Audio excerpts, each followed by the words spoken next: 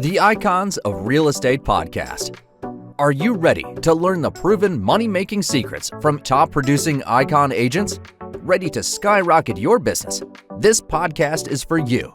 Tune in every week with your host, Tomasz Fonseca, and find out how to implement proven strategies to 10 times your business, from $3 million to $30 million in just 12 months. Brought to you by the Masters in Real Estate Marketing, Arter SEO.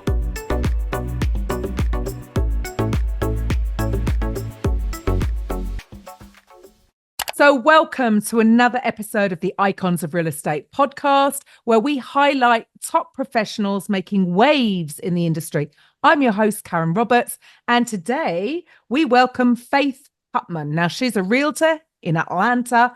She's making data-driven decisions in real estate, she says is essential to protecting your investments and staying ahead of the competition. So we might be talking about some of these powerful tools, right? So you can access the data yourself and take control of your next property purchase or sale. So the reason these insights they're there to guide your decision-making, give you a clear advantage in your local market. So ready to dive in and hear a little bit about Faith's story and how she can help you? Welcome to the show, Faith.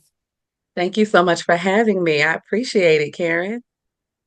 So, first question is normally pretty similar on these podcasts because the listeners want to know your story. They want to know what inspired you to go into real estate.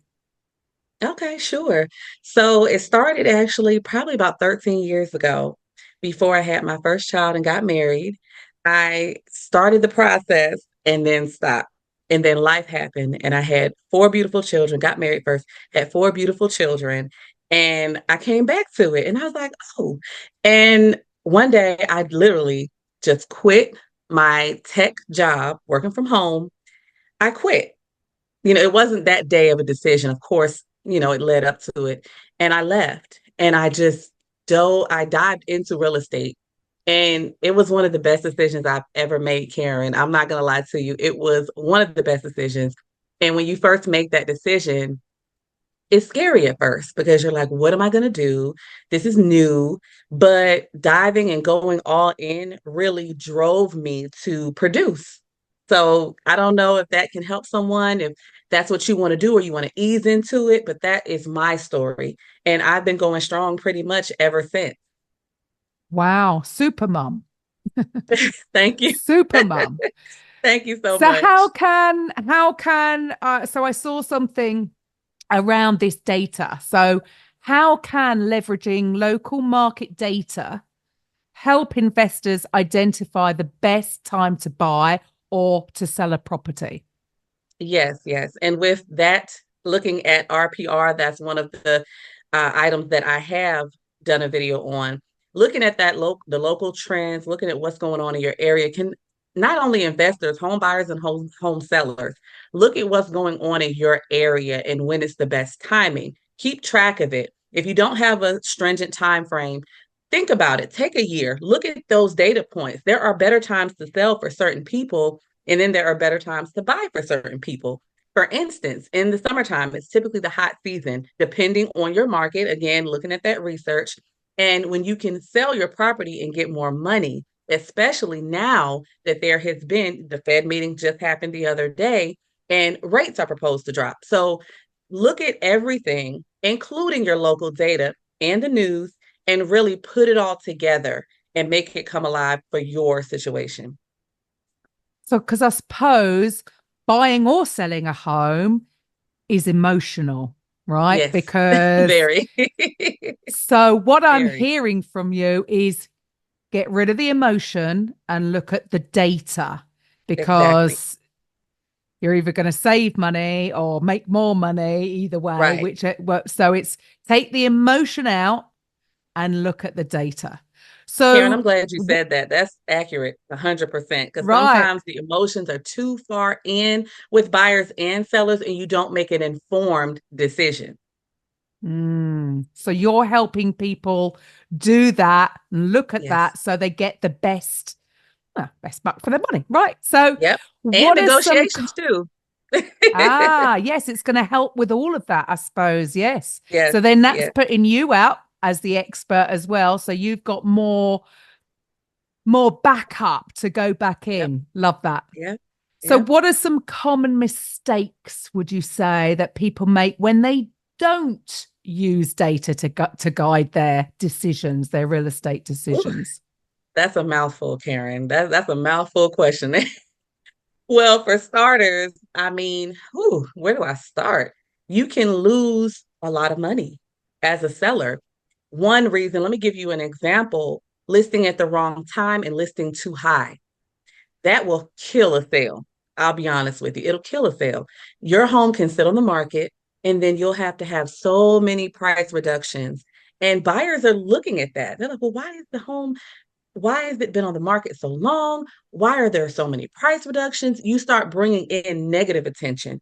You don't want negative attention on your property. You want positive attention. You want positive promotion. So you have to be strategic and take those emotions out. You could lose money.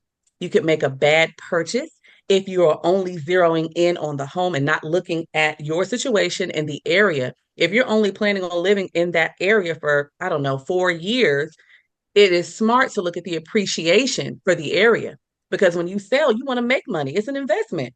Whether you're living there, whether you're renting it out, no matter what, you want it to be an investment that works for you. So you have to look at the big picture. Fantastic tips there. Thank you. How does the use of the data analytics in real estate change the way you approach helping your clients? Oh, yes, yes. I look at a plethora of information from my systems and I can put it together. And really, one thing my clients really enjoy, I guess, about me is that I like to put myself in the client's shoes. Yes, I can sell you a house in my sleep, probably, but I need to make sure you're going to be a happy customer, literally. I know you hear it all the time. I want to make sure after that closing table, you're happy that when I text you or call you a month, 3 months, 6 months from now, you are still a happy client because we looked at the big picture. We didn't just make an impulsive decision. We looked at, okay, what are the comps for the area? How is the appreciation in the area? What kind of community is this and does it serve you? So I like to put myself in those shoes because if I'm making a purchase, I want to make sure it works for me. And then it's you're building long-term relationships because they might That's be the goal. ready further down the road, right? So That's they're the going to goal. come to you.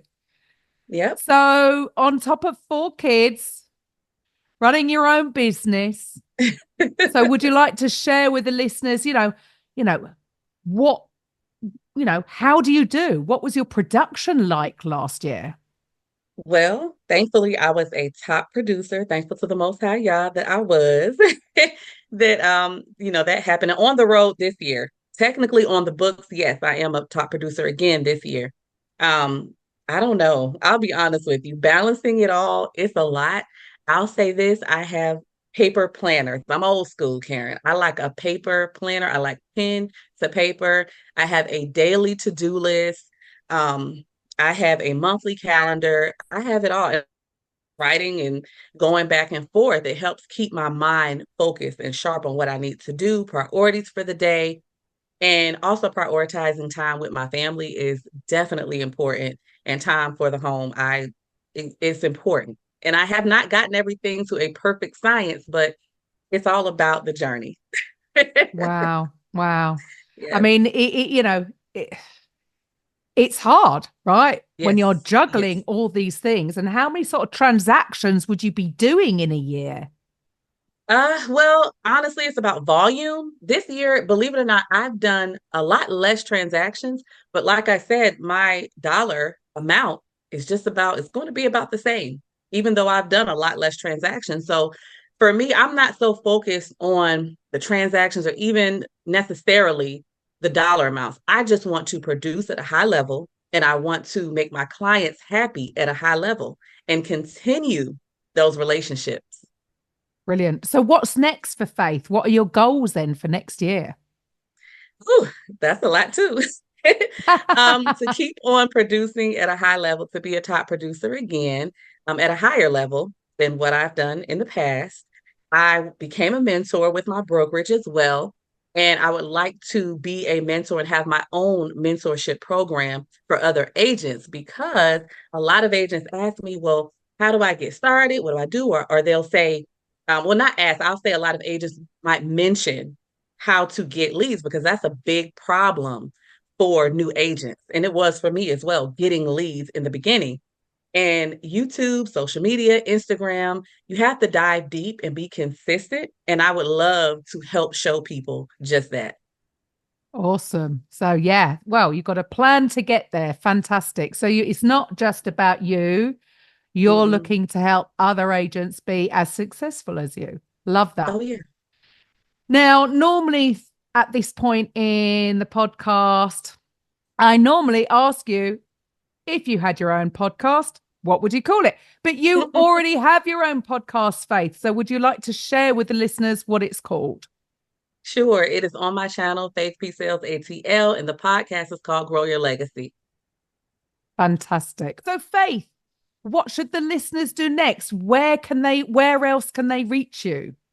Oh, yes, indeed. They can go on Instagram, Faith P Realty. They can go on YouTube, Faith P Sales ATL. We're also on Facebook, Faith P Realty LLC. We're everywhere. faithputman.exprealty.com. Fantastic. Thank you for your time. And to the listeners, I'll be back next time with the Icons of Real Estate podcast. Bye for now. Bye.